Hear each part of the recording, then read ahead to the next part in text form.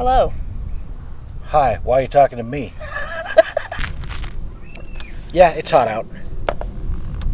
And we're staring directly at the sun. So this video, we just want to give an update, because we haven't released a video in a long time. And let you know what's going on with us, what's changed. The last thing was the 4Runner had got the Snowmaster fridge, but it's had a lithium upgrade, some lights have been installed, and I'll do something on that coming up soon. Anyway, on to the rest of our things. I don't have to keep talking. If you're new to the channel, Rollin Dirty Overland is who we are. That there is Regina. Hello. Also known more famously as Dragon Lady. She doesn't say much. I'm Jim. I say much. We've both been at this Overland thing for quite some time. We had been at it for damn near 10 years when we decided to start a YouTube channel. And that was 5 years ago. So we're coming past or approaching like 15 years we've been doing this sort of thing. A lot of people new to this sort of thing, and those are the sorts of people that I'm interested in talking to. Coming up, if you do follow the channel, have been following the channel regularly, we did a long Continental Divide trip, and I'm in the middle of editing those. That, of course, edits into many parts. I think part 5 or 6 is the most recent one. And then I interjected into that the Snowmaster fridge right before Expo 2 years ago.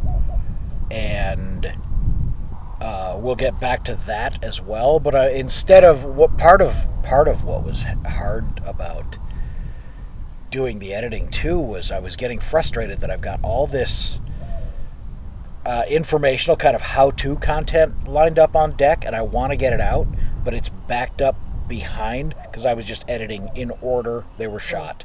First in, next out. And kind of, it was oddly enough, I'm not like dropping names, but it was a conversation with Kevin from Lifestyle Overland, who we know a little. And I was talking about how long it's been since I put out a video, and kind of that why is like it's backlogged and there's stuff that I want out. He said split them up. Do a trip video and then do a how-to video and stagger them. Do something you just filmed last week and then get back to the Continental Divide trip and then film a brand new one, or then go back to the recovery gear thing. That one actually, the recovery gear one was, I made some video, then months later I got with Justin from Factor 55 and we did some video. So that's been put together in parts over like a year. And so that now all those parts are completed and that video can be edited. So it's sort of like that, like stick them out. You don't have to keep going in order. And I was like, my OCD never thought of that. So thanks, Kevin. So the one thing that I've always thought needs to go out right now, it's time sensitive, is an Expo video. And we are now 3 Expos in to making a video, getting some content, walking around Expo, hanging out at camp, running the cameras, and not putting anything out. The first one started, we had just got Dusty. It was right after, like days after that Snowmaster video was released. We're at Expo 2020, the one that was in that September because of the COVIDs. And it was complete, but when I got done editing, I stuck it on YouTube, and I wasn't that thrilled with it. It was kind of short. Content was short. Content was hard to get in the Expo area because Dusty was a little out of control in that crowd like that. Kind of reactive to other dogs, and there are a lot of dogs at Expo.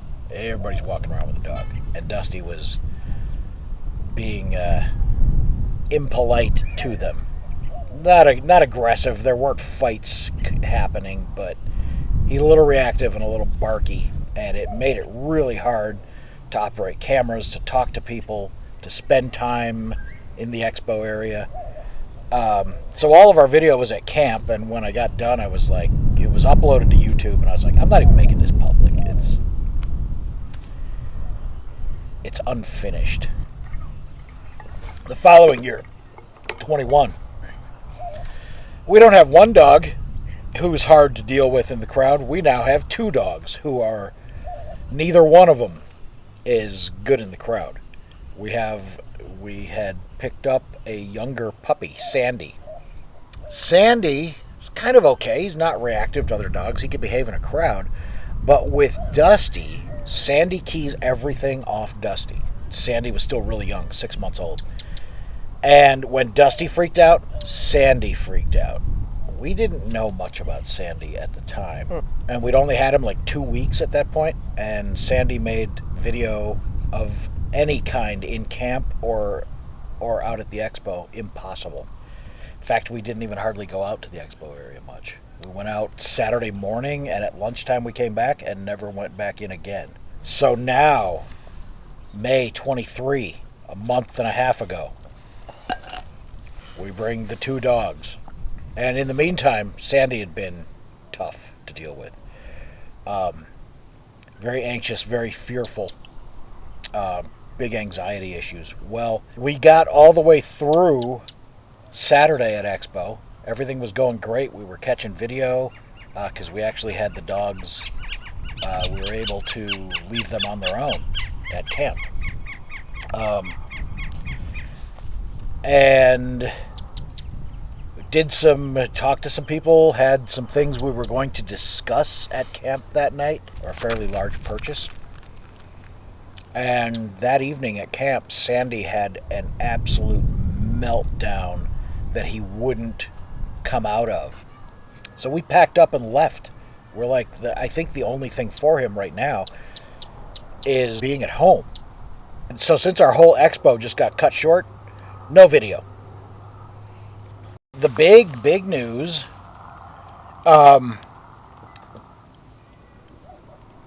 we can't, I don't even know what I want to say or how I want to introduce this topic.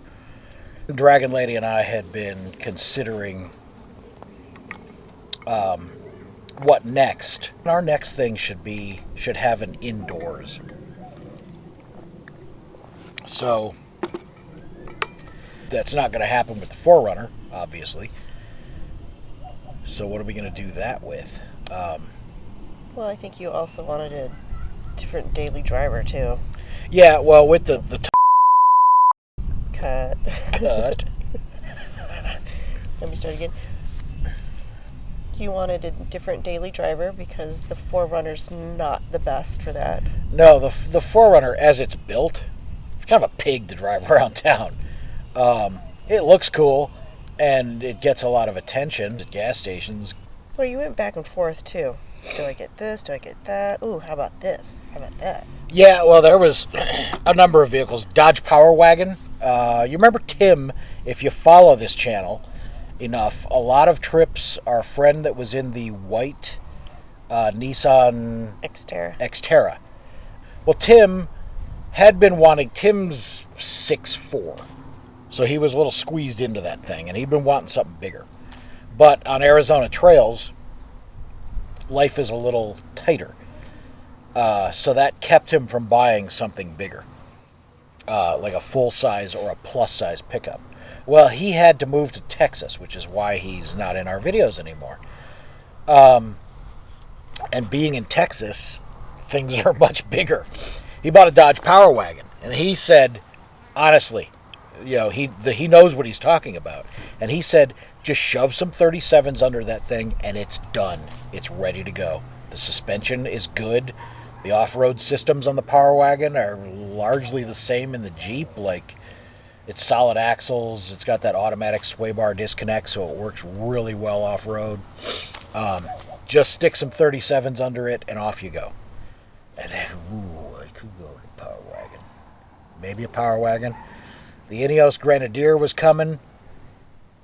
I don't know. It looks too Land Rovery. It looks too Defendery to me. Even though the people at Ineos promised me they weren't trying to copy the Defender. Yeah, well, they did. I just don't care for that look. Although I could see myself owning one someday anyway. Especially if it becomes the closest thing, because here's another thing that I got really close on pulling the trigger on, was a Troopy. A Land Cruiser Troopy. Unfortunately, because of the laws in this country, which, by the way, I won't comment on those, unless I just did, on importing certain vehicles, I can only get a 25-year-old Troopy. Even though somewhere in the world you can buy a brand spanking new 2023 Land Cruiser 78 Series Troop Carrier. Can't get it here. I even started playing with, just as an intellectual exercise, sort of a fun hobby, how can I get one into this country anyway, and then make it disappear for about a year, and then make it reemerge as something that is fully registratable and titleable in the state of Arizona? I think I solved that puzzle. But instead, I bought that. A 2023 Toyota Tundra Limited. I didn't want the Limited. I wanted an SR5. But I wanted the short cab. And finding that short cab with a TRD package is kind of a unicorn. So I was at the dealer again. I was going to have them start in earnest a search for an SR5 short cab. I almost don't care what color, as long as it's not a color I hate its guts. You almost can't see it because it's right behind Dragon Lady. As if by magic, a slight shift of perspective.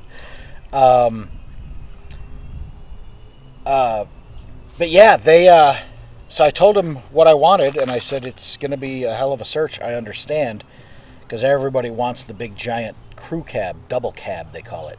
And this cab's called I always forget. I forgot, yeah. Maybe this is the double cab. Yeah, because the big one's called the Crew Max.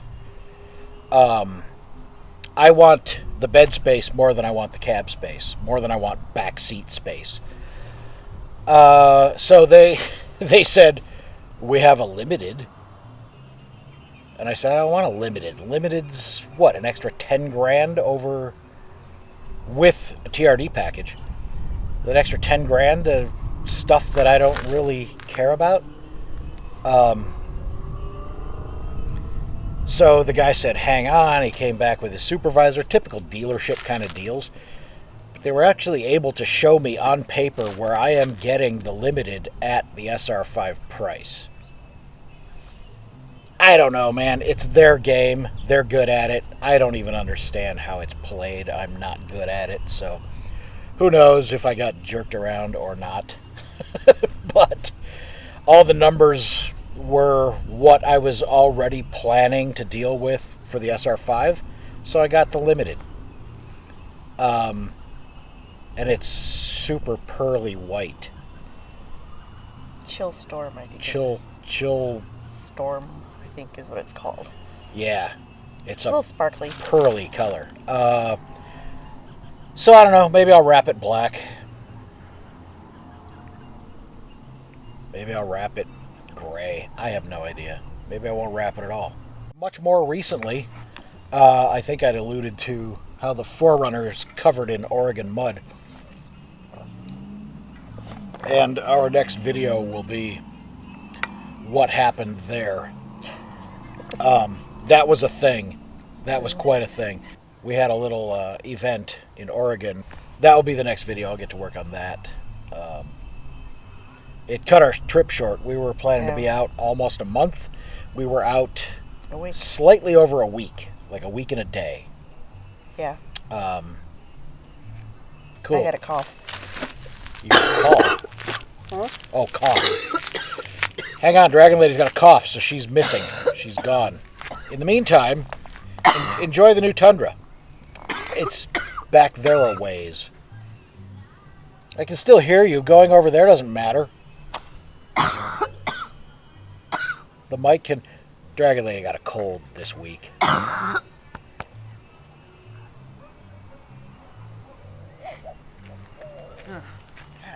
hate when you get that little tickle in your throat. I hope that we're not far from a little city park. We're not far from our house, which was a great place to get that wonderful Superstition Mountain in the background. But now a birthday party or a quinceañera has kicked up in the park, and they have the music playing, which I'm not knocking it. You live in the Southwest, you get very accustomed to it, and it's a fine thing. But I think it's in the audio in this video, wow. But you can't stop it. So it's more ambiance.